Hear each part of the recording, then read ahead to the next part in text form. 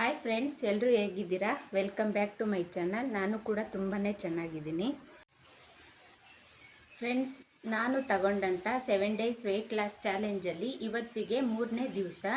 ಕಳೆದ 2 ದಿನದಿಂದ ಎಷ್ಟು ವೆಯ್ಟ್ ಲಾಸ್ ಆಗಿದ್ದೀನಿ ಅಂತೇಳಿ ನೋಡೋಣ ಬನ್ನಿ.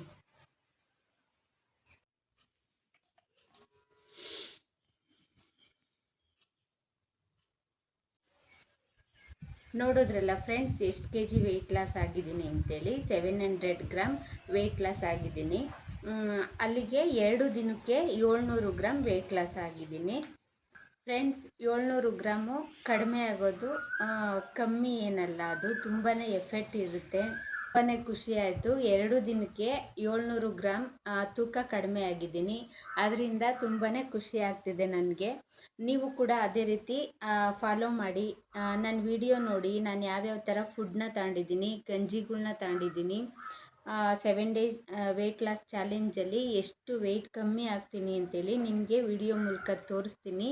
ಪ್ರತಿಯೊಂದು ಒಂದೊಂದು ದಿನ ಏನೇನು ವಿಡಿಯೋ ಹಾಕ್ತೀನಿ, ಆ ವಿಡಿಯೋನೆಲ್ಲ ನೋಡಿ ನೀವು ಕೂಡ ಅದೇ ರೀತಿ ಅನುಸರಿಸಿ ವೆಯ್ಟ್ ಲಾಸ್ ಆಗಿ. ಅದಕ್ಕೂ ಮುಂಚೆ ನನ್ನ ವಿಡಿಯೋಗೆ ಸಬ್ಸ್ಕ್ರೈಬ್ ಮಾಡಿ, ಶೇರ್ ಮಾಡಿ, ಲೈಕ್ ಮಾಡಿ, ಕಮೆಂಟ್ ಮಾಡಿ ಸಹಕರಿಸಿ ಅಂತೇಳಿ ಕೋರ್ಕೊತಾ ಇದ್ದೀನಿ ಫ್ರೆಂಡ್ಸ್.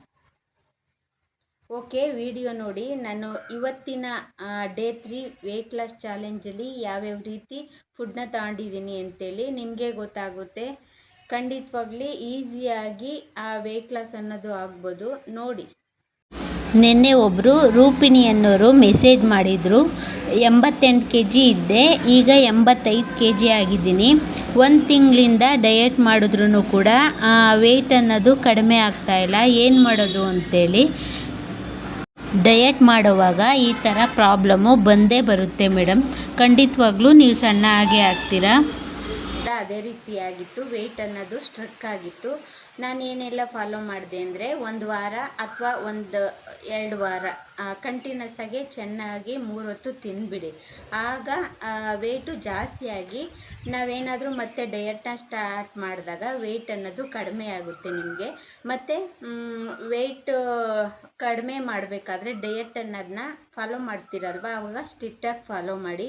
ಮತ್ತು ಬಿಸಿನೀರು ಹೆಚ್ಚಾಗಿ ಕುಡಿ. ಬದಲಾಗಿ ಬಿಸಿನೀರನ್ನ ಜಾಸ್ತಿ ಕುಡೀರಿ. ವೆಯ್ಟ್ ಅನ್ನೋದು ಸ್ಟಕ್ ಆಗಿರೋ ವೆಯ್ಟ್ ಅನ್ನೋದು ಆವಾಗ ಕಡಿಮೆ ಆಗುತ್ತಾ ಹೋಗುತ್ತೆ. ತುಂಬ ಈಸಿ ಫ್ರೆಂಡ್ಸ್. ಬೆಳಗಿನ ವೆಯ್ಟ್ ಲಾಸ್ ಡ್ರಿಂಕ್ಸು ಇವತ್ತು ನೆಲ್ಲಿಕಾಯಿ ಜ್ಯೂಸ್ ಮಾಡ್ತಾಯಿದ್ದೀನಿ. ನೆಲ್ಲಿಕಾಯಿ ಜ್ಯೂಸ್ಗೆ ಏನೇನು ಬೇಕು ಅಂತ ಅಂದರೆ, ಹಚ್ಚಿಟ್ಟಿರೋ ಅಂಥ ನೆಲ್ಲಿಕಾಯಿ ಬೇಕು, ಒಂದು ಸ್ವಲ್ಪ ಶುಂಠಿ ಬೇಕು, 1 ಎಸ್ಲು ಕೊತ್ತಂಬರಿ ಸೊಪ್ಪು ತಗೊಂಡಿದ್ದೀನಿ. 3 ಇದ್ದರೆ ಸಾಕು. ಈಗ ಇದನ್ನು ರುಬ್ಬೋದಕ್ಕೆ ಹಾಕಂತೀನಿ. ಈ ಥರ ರುಬ್ಕೊಂಡ್ರೆ ಸಾಕು. ಇದಕ್ಕೆ ಸ್ವಲ್ಪ ನೀರು ಹಾಕೋಬೇಕು.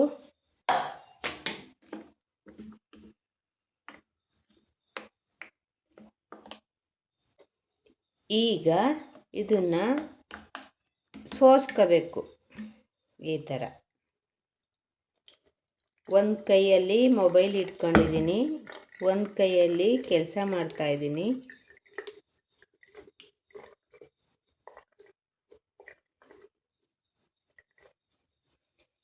ಈ ಥರ ಸೋದಿಸ್ಕೊಂಡ್ರೆ ಕುಡಿಯೋದಕ್ಕೆ ಚೆನ್ನಾಗಿರುತ್ತೆ. ಇಲ್ಲಾಂದರೆ ಆ ಪಲ್ಪೆಲ್ಲ ಬಾಯಿಗೆ ಹಂಗೆ ಸಿಗುತ್ತೆ, ಒಂಥರ ವಾಮಿಟ್ ಬಂದಂಗೆ ಆಗುತ್ತೆ ಫ್ರೆಂಡ್ಸ್.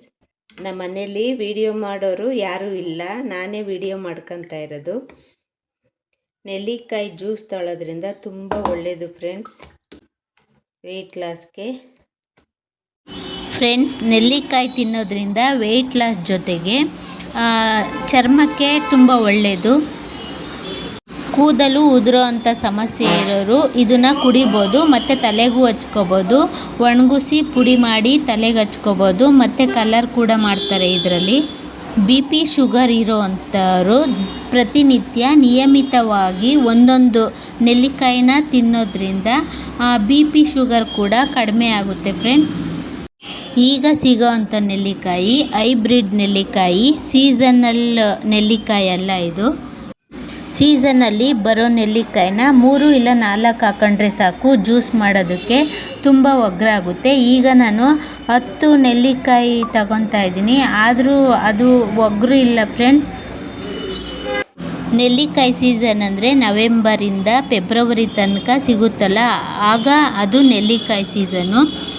ಆ ಟೈಮಲ್ಲಿ ಯಾರೂ ಮಿಸ್ ಮಾಡ್ಕೋಬೇಡ್ರಿ ಫ್ರೆಂಡ್ಸ್, ಆ ಟೈಮಲ್ಲಿ ತಂದು ಕುಡೀರಿ.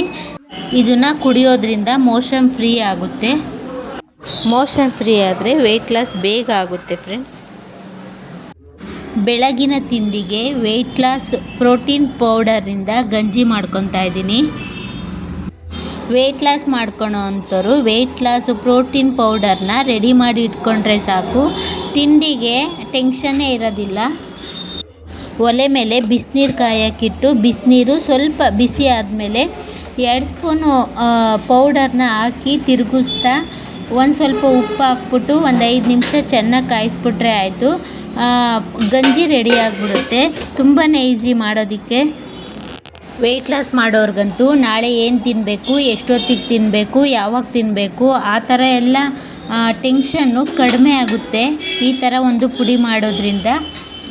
ಯಾವಾಗ ಬೇಕೋ ಆವಾಗ ಪುಡಿಯನ್ನು ಹಾಕಿ ಗಂಜಿ ಕುಡಿದ್ಬಿಡ್ಬೋದು ಫ್ರೆಂಡ್ಸ್. ಇದರಲ್ಲಿ ಸಿರಿಧಾನ್ಯಗಳನ್ನ ಹಾಕಿರ್ತೀವಿ, ಕಾಳುಗಳ್ನ ಹಾಕಿರ್ತೀವಿ, ಡ್ರೈ ಫ್ರೂಟ್ಸ್ನ ಹಾಕಿರ್ತೀವಿ, ಡ್ರೈ ಸೀಡ್ಸ್ನ ಹಾಕಿರ್ತೀವಿ, ಮೆಕ್ಕೆಜೋಳ, ರಾಗಿ, ಗೋಧಿ, ಓಟ್ಸು, ಅಕ್ಕಿ ಈ ಥರದ್ದೆಲ್ಲ ಪದಾರ್ಥಗಳನ್ನ ಸೇರಿಸಿ ಹುರಿದು ಪುಡಿ ಮಾಡಿಸಿರೋದ್ರಿಂದ ನಮಗೆ ಒಂದು ದಿನಕ್ಕೆ ಎಷ್ಟು ಪ್ರೋಟೀನ್ಸ್ ಬೇಕು, ವಿಟಮಿನ್ಸ್ ಬೇಕು, ಕ್ಯಾಲ್ಶಿಯಂ ಬೇಕು, ಈ ಥರದ್ದೆಲ್ಲ ನಮಗೆ ಬಾಡಿಗೆ ಏನು ಬೇಕು ಒಂದು ದಿನಕ್ಕಾಗುವಷ್ಟು ಈ ಒಂದು ಗಂಜಿಲೇ ಸಿಕ್ಬಿಡುತ್ತೆ. ಈ ಒಂದು ಗಂಜಿನ ಕುಡಿಯೋದ್ರಿಂದ ನಮಗೆ ಹೊಟ್ಟೆ ಫಿಲ್ ಆಗಿರೋ ಅಂತಹ ಅನುಭವ ಆಗುತ್ತೆ, ಹೊಟ್ಟೆ ಹಸಿವು ಆಗೋದಿಲ್ಲ. ಅಕಸ್ಮಾತ್ ಈ ಥರ ಒಂದು ಪೌಡ್ರ್ ಇಲ್ಲ ಅಂತ ಅಂದ್ರೂ ರಾಗಿ ಹಿಟ್ಟಿಂದ ಕೂಡ ಗಂಜಿನ ಮಾಡ್ಕೋಬೋದು. ಡಯಟ್ ಮಾಡೋವಾಗ ಈ ಥರ ಫುಡ್ನ ತಗೊಳೋದ್ರ ಜೊತೆಗೆ ನೀರು ಕೂಡ ತುಂಬ ಅವಶ್ಯಕತೆ ಇದೆ ಬಾಡಿಗೆ. ಪದೇ ಪದೇ ಹೇಳ್ತಾರೆ ಅಂತ ಅಂದ್ಕೋಬೇಡ್ರಿ. ವೆಯ್ಟ್ ಲಾಸ್ ಮಾಡುವಾಗ ನಮ್ಮ ಬಾಡಿಗೆ ತುಂಬ ಮುಖ್ಯವಾದದ್ದು ನೀರು. ನಮ್ಮ ಬಾಡಿಗೆ ಮಿನಿಮಮ್ 3 ಲೀಟರ್ ನೀರು ಬೇಕೇ ಬೇಕು. ಬಿಸಿಲಲ್ಲಿ ಕೆಲಸ ಮಾಡೋರಾದರೆ ಸ್ವಲ್ಪ ನೀರನ್ನ ಜಾಸ್ತಿ ಕುಡೀರಿ. ನೀರನ್ನ ನಾವು ಗ್ಲಾಸಲ್ಲಿ ಕುಡಿಯೋದಕ್ಕಿಂತ ಒಂದು ಬಾಟಲ್ನ ಇಟ್ಕೊಬಿಡ್ರಿ. ಬಾಟಲ್ನ ಯೂಸ್ ಮಾಡೋದ್ರಿಂದ ಒಂದು ದಿನಕ್ಕೆ ಎಷ್ಟು ಲೀಟರ್ ನೀರು ಕುಡಿತೀವಿ ಅಂತೇಳಿ ಈಸಿಯಾಗಿ ಗೊತ್ತಾಗ್ಬಿಡುತ್ತೆ. ಹೊರಗಡೆ ಹೋಗಿ ಕೆಲಸ ಮಾಡೋರಾದರೆ ಪಕ್ಕದಲ್ಲೇ ಇಟ್ಕೊಬಿಡಿ ಫ್ರೆಂಡ್ಸ್ ಬಾಟ್ಲನ್ನ ನೀರು ಕುಡಿಯೋದಕ್ಕೆ. ಅಯ್ಯೋ ಅವ್ರು ಅಂದ್ಕೊಂತಾರೆ, ಇವ್ರು ಅಂದ್ಕೊಂತಾರೆ, ಯಾವ ರೀತಿ ಅಂದ್ಕೊಂತಾರೋ ಅನ್ನೋ ಥರ ಫೀಲ್ ಏನು ಬೇಡ. ಯಾರು ಏನು ಅಂದ್ಕೊಂಡ್ರೆ ಏನು, ನಮಗೇನು, ನಾವು ವೆಯ್ಟ್ ಲಾಸ್ ಆಗಬೇಕು, ನಮ್ಮ ಆರೋಗ್ಯ ನಾವು ಚೆನ್ನಾಗಿ ನೋಡ್ಕೋಬೇಕು ಅಷ್ಟೇ.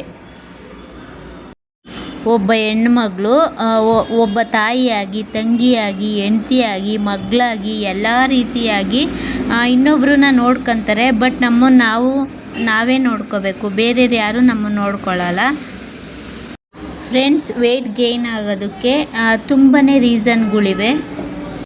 ಮಲಬದ್ಧತೆ ಸಮಸ್ಯೆ ಇರೋರು ಬೇಗನೆ ವೆಯ್ಟ್ ಗೇನ್ ಆಗ್ತಾರೆ ಫ್ರೆಂಡ್ಸ್. ಮತ್ತು ಥೈರಾಯ್ಡ್ ಸಮಸ್ಯೆ ಇರೋರು ಕೂಡ ಬೇಗ ವೆಯ್ಟ್ ಗೇನ್ ಆಗ್ತಾರೆ. ಮತ್ತು ಹಾರ್ಮೋನ್ನಲ್ಲಿ ಏರುಪೇರಾದಾಗ ಕೂಡ ವೆಯ್ಟ್ ಗೇನ್ ಅನ್ನೋದು ಆಗುತ್ತೆ. ನಮಗೆ ಗೊತ್ತೇ ಇರೋ ಹಾಗೆ ದೈಹಿಕ ಚಟುವಟಿಕೆ ಮಾಡ್ದಲೇ ಇರೋರು ಕೂಡ ದಪ್ಪ ಆಗ್ತಾರೆ. ಇನ್ನು ಅನೇಕ ಆರೋಗ್ಯ ಸಮಸ್ಯೆ ಇರೋರು ಕೂಡ ದಪ್ಪ ಆಗ್ತಾರೆ ಫ್ರೆಂಡ್ಸ್. ದಪ್ಪ ಆಗೋಕ್ಕಂತೂ ಅನೇಕ ಕಾರಣಗಳಿರ್ತವೆ.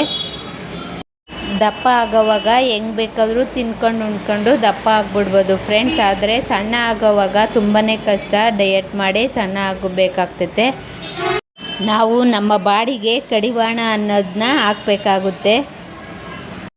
ನಾವು ದಪ್ಪ ಇರೋರೇ ಬೆಸ್ಟು ಅಂದ್ಕೋಬೇಕು ಫ್ರೆಂಡ್ಸ್. ದಪ್ಪನೂ ಆಗ್ಬೋದು, ಸಣ್ಣನೂ ಆಗ್ಬೋದು, ಯಾವಾಗ ಬೇಕಾದರೂ ನಮ್ಮ ಬಾಡಿನ ಚೇಂಜ್ ಮಾಡ್ಕೋಬೋದು. ಆದರೆ ಸಣ್ಣ ಇರೋರಿಗೆ ಅವ್ರ ಕೈಲಿ ದಪ್ಪನೇ ಆಗೋಕ್ಕಾಗಲ್ಲ, ಆ ಥರ ವ್ಯಥೆ ಪಡ್ತಾರೆ. ಬೇರೆಯವ್ರನ್ನ ನೋಡಿ ತುಂಬ ಮಾಡ್ಕೊತಾರೆ, ವ್ಯಥೆ ಮಾಡ್ಕೊತಾರೆ. ಗ್ರೀನ್ ಟೀ ಹೇಗೆ ಮಾಡೋದು ನೋಡೋಣ ಬನ್ನಿ. 1 ಗ್ಲಾಸ್ ನೀರು ಚೆನ್ನಾಗಿ ಕಾಯಿಸ್ಕೋಬೇಕು. ಕಾದಂಥ ನೀರಿಗೆ ಗ್ರೀನ್ ಟೀ ಸೊಪ್ಪನ್ನ ಹಾಕಿ ಸ್ಟವ್ನ ಆಫ್ ಮಾಡಿ ಸ್ವಲ್ಪ ಹೊತ್ತು ಹಾಗೆ ಬಿಟ್ಬಿಡಬೇಕು. ಸೊಪ್ಪೆಲ್ಲ ಅಳ್ಕೊಂಡಿರ್ತೈತೆ ಅದು. ನಿಂಬೆಹಣ್ಣು ಹಿಂಡಿ ಶೋಧಿಸ್ಕೋಬೇಕು. ನಾನು ಫಿಲ್ಟ್ರು ತಗೊಂಡೋಗಿರಲಿಲ್ಲ, ಅದಕ್ಕೆ ಶೋಧಿಸಿಲ್ಲ ಫ್ರೆಂಡ್ಸ್. ಹಾಗೆ ಅದಕ್ಕೆ ಕಾಣ್ತಾ ಇದೆ ಆ ಸೊಪ್ಪು. ಅಂಗಡೀಲಿ ಮೊಟ್ಟೆ ಬೇಯಿಸೋಣ ಅಂಥೇಳಿ ಇಟ್ಟಿದ್ವಿ ಸ್ನೇಹಿತರೆ. ಅದ್ರ ಜೊತೆಗೆ ನಾನು 3 ಮೊಟ್ಟೆನ ಎಕ್ಸ್ಟ್ರಾನೇ ಹಾಕ್ತೆ, ಏಕೆಂದರೆ ಸಂಜೆ ಊಟಕ್ಕೆ 3 ಮೊಟ್ಟೆನೇ ತಗೊಳ್ಳೋಣ ಅಂಥೇಳಿ. ಮೊಟ್ಟೆ ಬೇಯಿಸ್ಬೇಕಾದ್ರೆ ನಾವೇನು ಟಿಪ್ಸ್ನ ಫಾಲೋ ಮಾಡಬೇಕು ಅಂತಂದರೆ, ಸ್ವಲ್ಪ ಉಪ್ಪನ್ನ ಹಾಕಿದ್ರೆ ಮೊಟ್ಟೆ ಸಿಪ್ಪೆ ಅನ್ನೋದು ಚೆನ್ನಾಗಿ ಬರುತ್ತೆ. ಮಧ್ಯಾಹ್ನ ಮುದ್ದೆ ತಿಂದಿದ್ದರಿಂದ ಹೊಟ್ಟೆ ಏನು ಹಶ್ವಾಗಿರಲಿಲ್ಲ. 3 ಮೊಟ್ಟೆ ತಗೊಂಡ್ರು ನನ್ನ ಕೈಲಿ ತಿನ್ನೋಕ್ಕಾಗಿದೆ 2 ಮತ್ತು ಸ್ವಲ್ಪ ಮಾವಿನ ಹಣ್ಣು. ಅಷ್ಟಕ್ಕೆ ನನ್ನ ಊಟ ಕಂಪ್ಲೀಟ್ ಆಯಿತು. ಇನ್ನು ನಾನೇನು ತಗೊಳೋದಿಲ್ಲ. ಓಕೆ ಸ್ನೇಹಿತರೆ, ನಾಳೆ ವಿಡಿಯೋದಲ್ಲಿ ಸಿಗೋಣ.